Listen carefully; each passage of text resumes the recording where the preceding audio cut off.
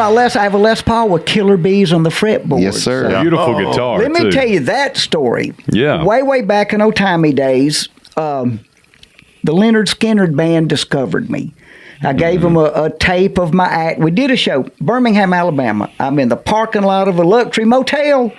And my wife and our youngest son, who was only that oldest son, who was 1 year old, go upstairs with a cart full of luggage, coming back to get more. We're traveling with the baby. I'm that sad sack you see with stuff like that. Okay. So they go upstairs. I'm standing there, and this van pulls up, and these long-haired guys get out. They're standing over there. I'm standing over here, and I had my big mullet back then, so I kind of went, hey, do their head and all that. Then they went like that, and one of them goes, hey, man, are you that comedian that's on TNN? So now I've been recognized. So, boy, my chest swells. Swag.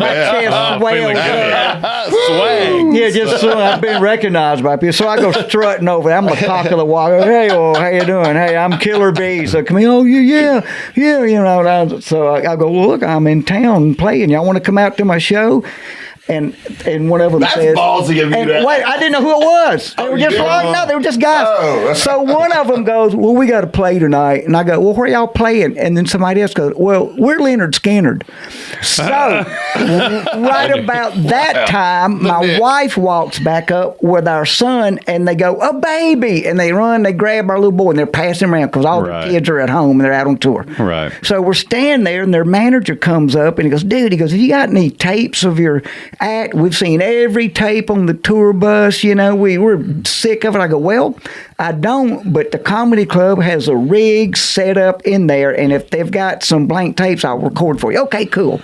So we all go to the hotel room. So I get ready to go to work. And back then I had a big giant mullet. I wore cowboy boots that still had the hair from the cow on them, and they were black and white splotchy, and I had a black and white splotchy coat, looked like it was made out of that same cow's hide, bolo tie, and big mullet. Killing it. So we get on the elevator and go down to go to work. The door opens straight across the hall. The other elevator opens, and it's the Skynyrd guys in their stage gear. So we all start laughing at each other. Like that. So we walk out the door together. I go, man, I'm going to try to get y'all tape. Okay, cool. So they leave, go their way. We go do the show, and they're able to record it. So they're recording. Halfway through, I tell the audience, all right, I got to tell y'all this. We're recording a tape. We're going to give it to the Lynyrd Skynyrd band. Tell them that you love them. And the audience stands up, turning around, screaming, "Wah!" at great. the camera. So I get done with my set. They hand me the tape. We get in the car. We drive back to the hotel. We get out. As we get out of the car, a van, a nondescript white van pulls up, the doors open, the Skynyrd guys come piling out, still steam coming 8 minutes from finishing Freebird because they had a police escort to get back. And so I was able to walk straight to the manager and go, here's your tape. All right, cool. So we walk in, we get on the elevator. This was the last night of my gig there, and the chef there made some beef vegetable soup and gave it to us because they knew we were toured on there. We had like a big gallon of it. So we're making me on hungry. the elevator, and we've got this soup, and the Skynyrd guys go, is that food? And corporate says, yeah, are y'all hungry? And they go, yeah. And she goes, well, come to our room, because we would back then carry pots and pans and dishes because we were on the road. Yeah. That's what you got to do. Yes. Don't offer band guys food. So, You're not going to get rid of them. Right. So they come up to the room, and I think they had a cassette tape of the final edit of the last Rebel album. I think that's which one it was. But we sat in there and ate soup and listened to this unreleased album with them. Unreal. Could you believe what was going on? Were you pinching No, yourself? I was like, wow. So we get done. Corporate and I go the next day off to whatever. So a month or so later, I'm in Nashville doing Zany's Comedy Club. So I'm at a radio station talking about the gig, and the receptionist comes in and goes, hey, you need to call this person. It was a thing. Please call Ed King, Lynyrd Skynyrd. Yeah. So I'm like, wow. So we get back to the hotel. I call Ed. He goes, man, I got to tell you, your tape is the most copied and viewed tape other than porno on the entire Southern rock circuit. 38 Special has it because they just dubbed it off. Nugent had it. They passed it Bad around. Company. Yeah. Oh, they made copies. And so they go, dude, that is great, man. We like it. Come look. He goes, we're in town rehearsing for the next tour. Y'all come hang out with us.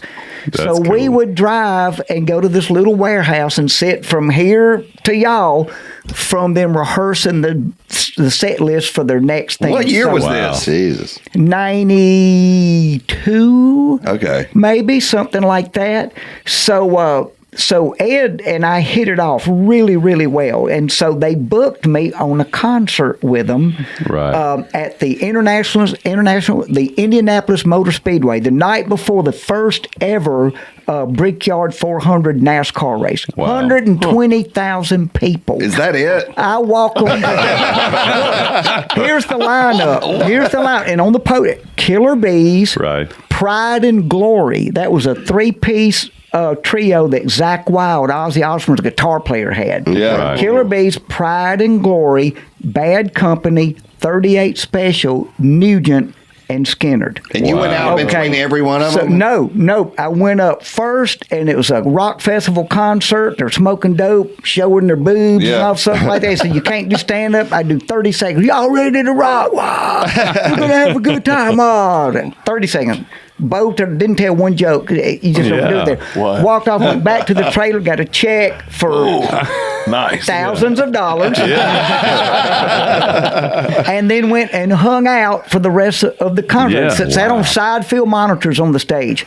So I bet you they couldn't get rid of you. You're like, I'll do this the whole tour. Get this, man. So get this. So we go back to catering. They have catering. And this was a big event. So they got like big steaks. And they was like that catering. And so ain't no vegetable soup going around. Correct. You're right. So we get that. So we go and we sit down, Corporate and I, and watch. And this lady, this girl, beautiful girl, tall, leggy, if you will, pretty girl, has her tray. She'd just gone and she's walking. And every time she'd get near a bunch of the guys, they'd turn their back or they would leave. And we're like, I mean, it was blatant. We're like, dang, look at this. So Corporate, Terry goes, wait, come sit with us. She'll thank you. And so, stupid me, I say things. And I go, hey, man, how come nobody's not letting you sit with him? Of course, Terry's kicking me under the table. And that girl turns and looked at me and said, and I quote, Ted Nugent is my daddy. So he had obviously told every roadie, every crew member, if I see you talking to my daughter, I will kill you. And this was back at the end of his set when he was pulling the guitar up on stage, shooting it with a flaming arrow. Great White Buffalo. He still does that. Yeah. So we're in 38 Specials tour bus because that's where we would all go to pee because you couldn't go up in the stands and get in line and all like that. And we're standing there, and I tell Gary Rosington, I go, man, I'm going to have a Les Paul one of these days. And he turns to his guitar tech, Sparks, and goes, go get Beaz a Les Paul. Sparks says, I can't, you'll fire me because we don't have enough. So then Dale Krantz Rosington, his wife, pulls out a notepad and goes, what do you want? And I said, Cherry Sunburst Les Paul Custom. She goes, okay. You've been waiting for that question, huh? Rolls off the top of the tongue. What's your dress? So we're doing some stuff with them, all like that. And a little bit later, I start feeling guilty about that. So I go to Dale. I go, can Gary afford to get me that guitar? She busted out like, wow! They're only worth like $80 million. It'll be okay. He can build you a house out of them damn Exactly. So a couple of weeks later, this guitar shows up at the house. And so it is so cool. It is awesome. I towed it around everywhere I go. So we go back to do Zanies again in Nashville. We park at a Ramada Inn in Birmingham, Alabama, and we did the cardinal mistake of every musician. We didn't unload everything out of our van. It's 1 o'clock in the morning. We were tired, and we get up. Somebody had broken into the van, stole all our clothes, sold everything but the gun. Wow. So we're there all day long doing police report, this and that. Get to town, almost in time to go on stage. So I go on stage wearing the same stuff that I now had on for 2 days. Right. Do my show, get up at early in the morning, have to be on radio at 7 a.m. So I'm surly on radio, and I'm complaining and whining about this guitar getting stolen. And we got another one. We go to a commercial break. The receptionist comes in with a note called Tim Bolin at Gibson Custom Shop. And on the note it says, not regular Gibson, the custom shop. He made sure she... Gibson Custom Shop. So I call them. They go, dude, we heard about that guitar. Come see us. Okay, so me and corporate drive over there. We walk in the door. They hand me a blue quilt top Les Paul Standard. They go, here, take this and play it, and just sign this, says you'll give it back one day. Okay. So then they walk me through the shop, this and that, and they sit us down in a conference room. They go, look, Beaz. They go, we're fans. We love you, man. They go, if you on your next leg of tour, this was 1996 by then, if you'll go on tour and let people register for a free guitar, we'll build you one to your specs here in the custom shop. Oh, wow. So I said, you know what? I need to think about this. I didn't say that at all.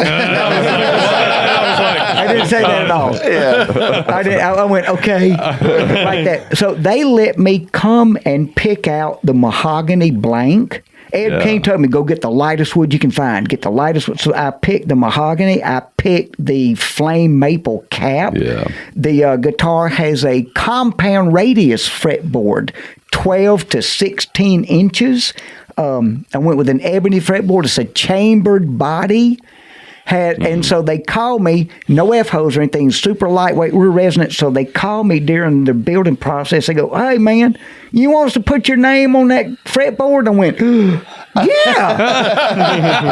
And so they put Killer Beaz and Mother of Pearl on the fretboard now. Cool, man. And Ed King loved it. Ed King told me, and it was the sweetest thing. He goes, you've got a guitar worthy of you.